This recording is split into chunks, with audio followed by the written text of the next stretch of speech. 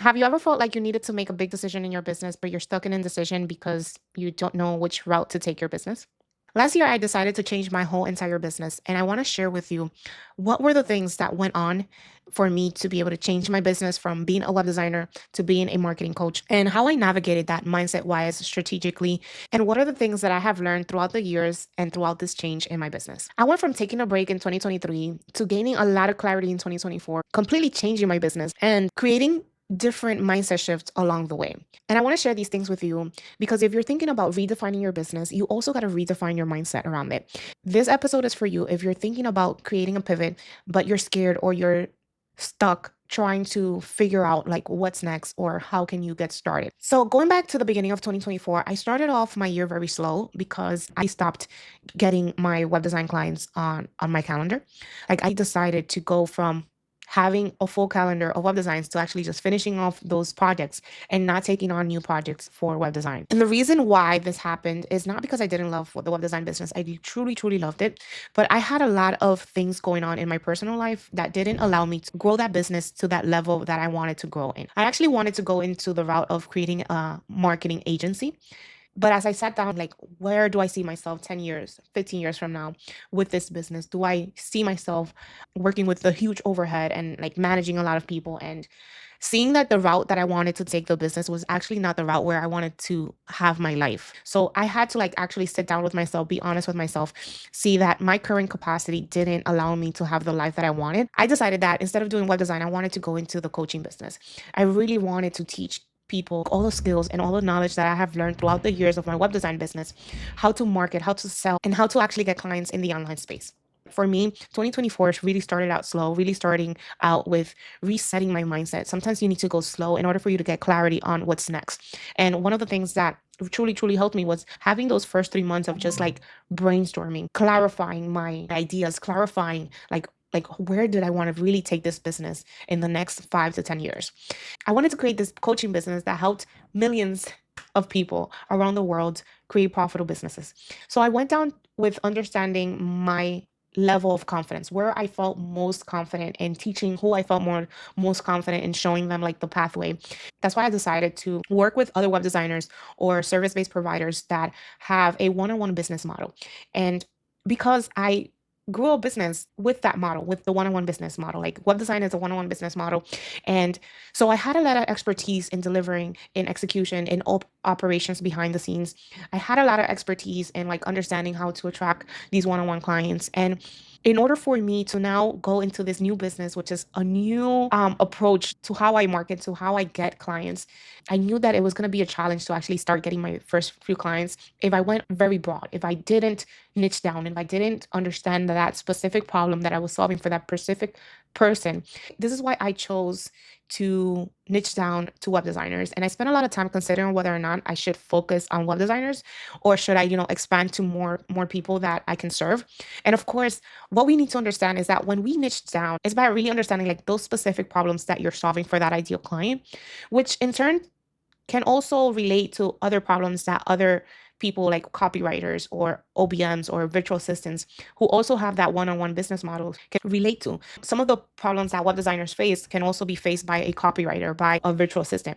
And when we understand that niching down doesn't mean that you only work with that person and that you just let go of the other people.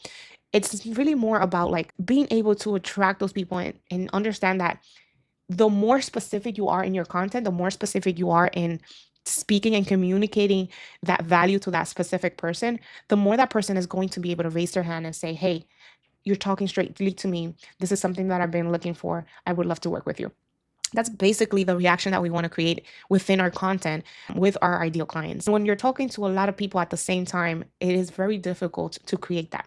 So that's why the first thing that I did was like really go back to the basis of understanding like, okay, who am I going to be targeting with this new business that I'm creating? And how am I able to like niche down my focus and my energy to deliver my best possible results for this person? So I knew that consistency in my content needed to be very specific. And so I needed to speak to my clients. I needed to speak to my potential prospects. And I started interviewing web designers. And a lot of things that I thought were like obvious things were actually not that obvious. And I was like, oh, it opened my eyes when I actually started to talk with other web designers. It opened my eyes to like the real problems that they were facing, instead of me just assuming because I was a web designer before that I knew exactly what they were struggling with. And that is something that I want you to know here, and I want you to leave from today, is that you need to speak to your clients, even if you think you know them, even if you think that you know exactly what they're struggling with. You want to hear it from their perspective. You want to hear it from their point of view. So then you can be able to communicate that with your ideal clients. And that's also going to help you create like more clarity. And it's actually going to help you create the specific type of content that you need to be creating to be able to attract that specific content. Because if you're just putting content out there for the sake of putting content, and you're not being very specific to that person that you're talking to, you're not being specific to the value or the transformation that you're providing and effectively communicating that value, then you're leaving money on the table and you're like just wasting your time creating content. And this is like one of the biggest struggles that I've seen staying is for me is like staying consistent with that messaging, staying consistent with that understanding of that value and that transformation that you provide.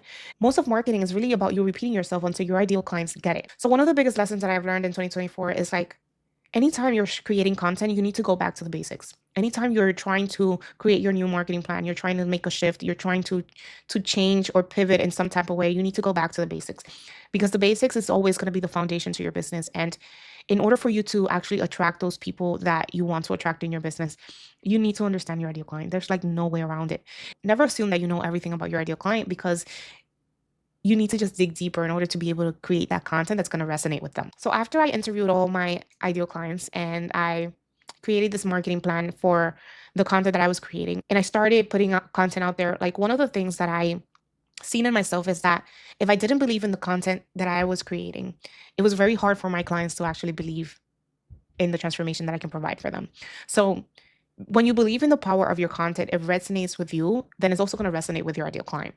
And the best thing that you can do in order for you to actually have confidence in your content is creating content that brings clarity to yourself and creating content that creates clarity to your ideal clients.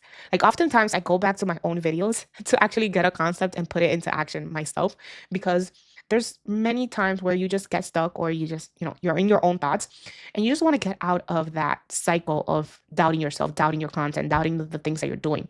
You want to believe in yourself as much as you want your clients to believe in you. That's like the main takeaway of all of the things. Like your mindset truly, truly matters when it comes to showing up, when it comes to selling, when it comes to your marketing. But it doesn't matter if you don't know who you're talking to, and you don't know how to communicate your value and your transformation. And that starts with your ideal client.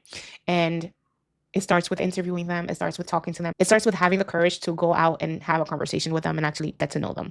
So that is my takeaway for today. If you found this video helpful, I know you're going to find the next one helpful as well, where I'm going to show you how to create high quality content in your business so you can attract the right clients.